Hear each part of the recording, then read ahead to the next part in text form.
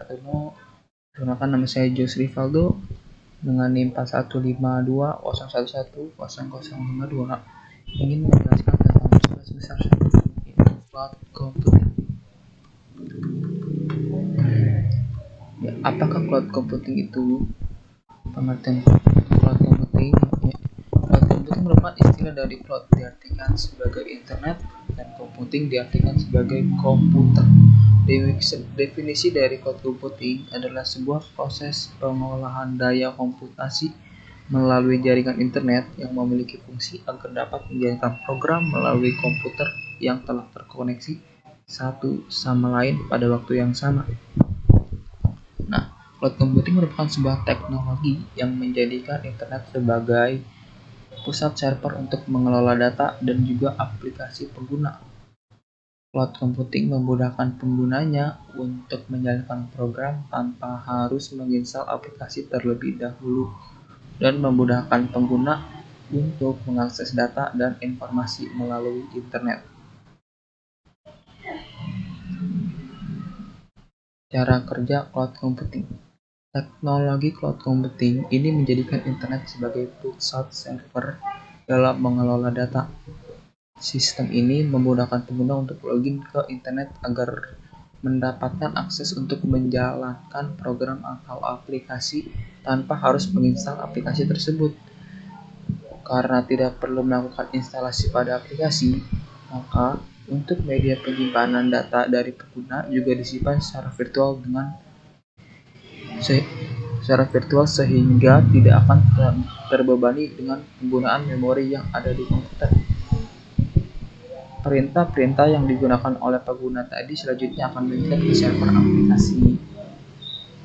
Setelah perintah diterima oleh server aplikasi, maka data akan diproses yang akhirnya pengguna akan menerima halaman yang telah diperbaharui sesuai dengan perintah yang telah diberikan sebelumnya.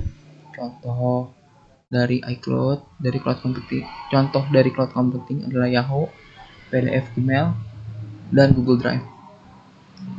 Perintah yang diberikan dalam penggunaan aplikasi tersebut akan langsung terintegrasi secara langsung dengan sistem cloud computing yang ada di komputer. Pengguna hanya memerlukan jaringan internet agar dapat menyalakan aplikasi tersebut tanpa perlu melakukan instalasi.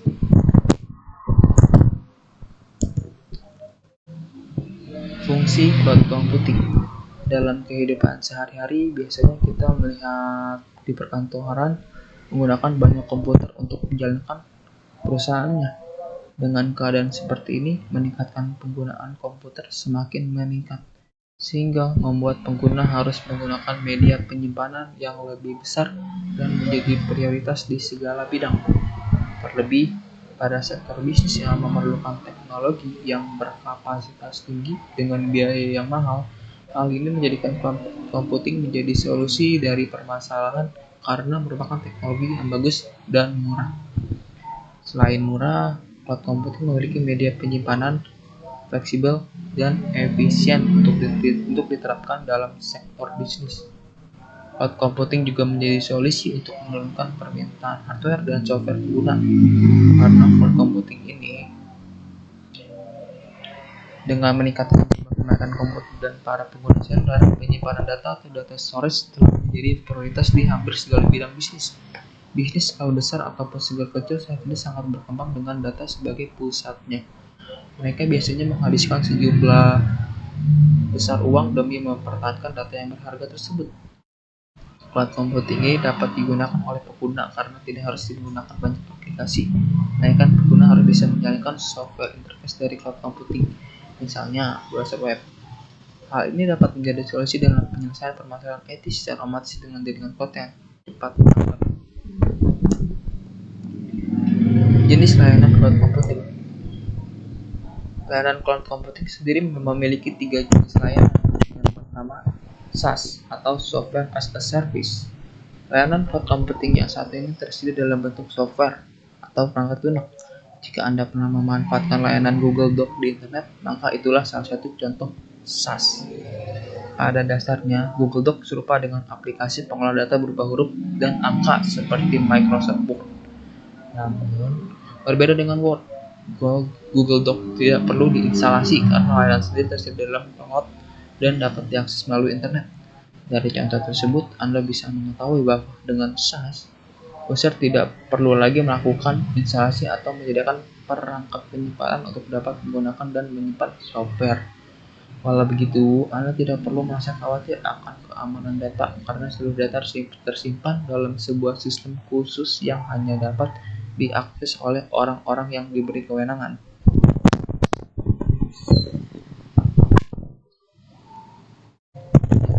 Ada PaaS atau Platform as a Service. Jika layanan SaaS hadir lewat software, PaaS hadir lewat sebuah platform. Melalui platform ini, Anda dapat membuat sebuah aplikasi baru. Dalam PaaS telah tersedia berbagai fitur untuk membuat aplikasi yang sedang Anda buat dapat berjalan. Anda juga tidak harus memikirkan masalah maintenance dari platform yang digunakan untuk membuat aplikasi, karena hal tersebut adalah tugas dari penyedia layanan PaaS. Salah satu penyedia layanan PaaS adalah IBM Bluemix. Dengan IBM Bluemix, Anda dapat membuat aplikasi sendiri dengan fitur-fitur yang disediakan oleh penyedia layanan atau IBM. Anda pun tidak perlu memikirkan lagi tentang maintenance dari platform karena hal tersebut merupakan tugas dari penyedia layanan. Keunggulan lain dari PaaS terletak pada skalabilitasnya yang terbilang tinggi. Saat aplikasi yang Anda buat dalam sebuah PaaS memiliki jumlah penggunaan yang terus berkembang, maka pihak penyedia PaaS juga akan meningkatkan layanan untuk Anda agar dapat terus lebih mudah dan terus tambah jumlahnya. Nah, yang ketiga ini ada IaaS atau Infrastructure as a Service. IaaS menyediakan layanan lewat infrastruktur komputasi. Jika dibandingkan dengan dua layanan cloud computing sebelumnya, bisa dibilang IaaS lebih kompleks. Dalam IaaS ini yang disediakan bukan sekedar software atau platform lagi, tetapi sebuah infrastruktur komputasi lengkap dari server, jaringan, penyimpanan, hingga data center. Ibaratnya, saat Anda menggunakan IaaS, maka Anda sedang menggunakan sebuah komputer virtual. Saat menggunakan layanan IaaS, Anda bahkan bisa menambahkan komponen komputasi lainnya seperti RAM, penyimpanan, hingga public IP. Jadi, intinya, Anda bisa merakit sebuah komputer virtual yang benar-benar sesuai dengan kebutuhan. Dengan memanfaatkan layanan IaaS ini, Anda tidak perlu lagi membeli perangkat komputer fisik tambahan. Pun demikian dengan biaya perawatan dan pengelolaan, karena semua perangkat komputer Anda ada pada cloud yang diakses melalui internet. Sekarang kita akan bahas pro and cons cloud computing dari sisi keamanan. Dari sisi pro-nya itu, Anda tidak perlu beli atau install aplikasi. Dengan cloud computing, kita tidak perlu beli atau melakukan instalasi aplikasi lagi, karena sudah tersedia di internet seperti beberapa di antaranya. Yang kedua, yaitu tidak perlu khawatir ledakan data. Dengan cloud computing, kita tidak akan perlu merasa khawatir tidak akan memiliki space yang cukup untuk menyimpan data kita, karena biaya online storage bisa selalu disesuaikan dengan kebutuhan tanpa harus membeli harddisk baru. Dan yang pasti, tidak takut akan harddisk rusak dan lupa backup. Ini bisa bekerja dengan komputer manapun.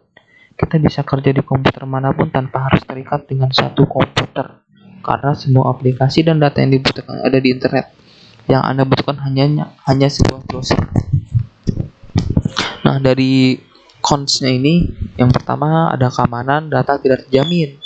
Dengan cloud computing, data kita disimpan di pihak penyedia layanan storage ataupun database. Bagaimana jika data yang hendak kita simpan itu bersifat rahasia? Nah, ini yang mungkin bisa jadi pemicu atau keinginan kita juga. Kira-kira ini aman gak di sisi keamanan untuk data-data kita yang memang benar-benar rahasia dan tidak terpublikasi gitu. Nah, yang kedua ini ada canggih, tapi kalau server down. Nah, komputer kita yang canggih itu hanya dapat kita pandangi saat server down. Kenapa? Ya karena OS dan storage dan lain yang ada di server ya ikut down. Nah, kalau misalkan emang layanannya cloud computing itu ada down, mungkin ya data kita nyatanya yang nggak bisa dibuka. Dan kalau misalkan kita perlu atau apa ya jadi nggak bisa dibuka. Jadi itu intinya. Nah, sekarang kita Saya akan menjelaskan cara registrasi atau aktivasi layanan Alibaba Cloud. Nah, dari langkah pertama ini kita bisa masuk ke id.alibaba.alibabacloud.com. Nah, kita bisa klik di web ini, ada free account. Kita bisa daftar dulu di free account. Nah, langkah kedua ini kita tinggal isi data untuk mendaftar. Nah, kita bisa pilih country atau region, alamat email yang kita punya, dan password. Centang atau checklist syarat dan ketentuan ini ya wajib ya, karena kalau misalkan dari centang kita nggak bisa terdaftar. Di langkah ketiga ini kita akan verifikasi pengiriman kode melalui email atau nomor handphone. Nah, ini misalkan ini opsional sih, maksudnya mau email atau nomor telepon bisa, jadi ya lebih baik mending email aja. Nah, muncul pop-up untuk verifikasi, bisa verifikasi dengan email atau nomor handphone. Nanti akan muncul kode verifikasi yang akan masuk di email atau nomor HP kita yang diterima. Kita jawab melalui email. Nah, kita SMS yang emang pakai nomor HP. Nah, untuk verifikasi yang diterima itu ada 6 digit. Jadi tinggal masukkan kalau udah diterima 6 digit yang dikirim melalui email atau nomor HP. Nanti masukin ke web. Masukkan kode verifikasi di bilang kali. Setelah kode diterima, masukkan kode pada pop-up yang sebelumnya dan klik verifikasi atau verify. Akun sudah berhasil dibuat. Selanjutnya kita bisa menambahkan informasi lainnya. Atau apakah kita ingin menggunakan individual akun atau enterprise akun. Pada pilihan akun, teman-teman bisa lihat beberapa keuntungan yang akan didapatkan. Berikut keuntungan yang didapatkan jika teman-teman mengambil salah satu individual akun akan mendapatkan saldo senilai 412 layanan Elastic Computer Service, 1 GB, 1 GB memori, akses lokal lebih dari 40 produk secara gratis, bunga tablet 1,4/7 dengan 6 tiket gratis per 3 bulannya. Enterprise akun akan mendapatkan saldo senilai $1.300, 12 layanan Elastic Computer Service, 2 core 2 GB memori, akses ke lebih dari 50 produk gratis secara gratis, konsultasi langsung dengan satu dengan tim teknis 24 jam setiap hari dengan 6 tiket gratis per 3 bulannya. Di sini kita bisa pilih individual akun jika ingin menggunakan secara pribadi. Nah, kalau sebaiknya kalau misalkan untuk usaha mungkin ke enterprise akun. Di sini saya akan memilih akun dikarenakan diperuntukkan saya pribadi. Jika saya ingin memilih enterprise akun, maka akan diminta untuk data perusahaan sebagai billing information. Nah, dengan kode ini kita bisa masuk ke pengisian data billing information. Nah, kita isi data-data kita dulu dengan benar dan nomor HP yang aktif untuk menerima SMS kode verifikasi. Langkah 7, verifikasi nomor HP. Setelah kode verifikasi kita diterima, masukkan kode yang tadi nih yang ada di SMS dengan benar mendapatkan centang hijau, kemudian klik submit untuk pilihan yang paling bawah opsional, bisa dicentang ataupun tidak. Jika dicentang, maka kita akan menerima email seputar informasi ataupun tawaran target Alibaba Cloud. Jika tidak dicentang, maka kita tidak akan menerima. Agar teman-teman bisa menggunakan free trial, teman-teman bisa memasukkan data kredit card atau debit card ataupun akun PayPal yang dimiliki.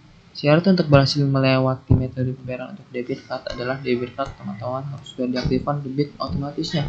Jika tidak, maka pembayaran akan gagal, dan jika penggunanya dia apa harus sudah terverifikasi di sisinya.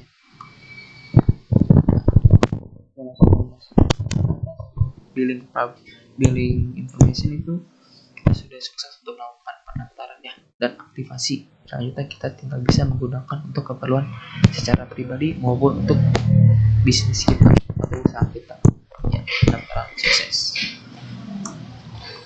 Nah, terima kasih. Sekian presentasi saya. Selamat malam.